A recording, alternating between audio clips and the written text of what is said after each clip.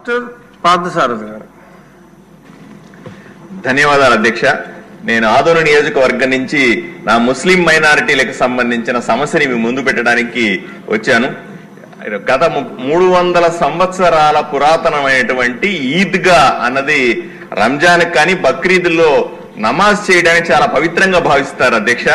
అది పూర్తిగా శిథిలావస్థకు చేరిన సందర్భంలో కొత్తగా ఈద్గా నిర్మిస్తామని ఈ జగన్మోహన్ రెడ్డి ప్రభుత్వంలో వచ్చి ప్రతి ఒక్కరూ కూడా ప్రామిస్ చేస్తా పోయినారు. తప్పుడు సర్టిఫికెట్లు ఇచ్చినారు, లేదా తప్పుడు పత్రాలు ఇచ్చి మీకు 2.6 కోట్లు శాంక్షన్ అయినా అని చెప్పి అబద్ధాలు చెప్పి రాజకీయాలు చేశారు అధ్యక్ష. దీన్ని సరిచేయాల్సిన అవసరం మనకందరికీ ఉంది.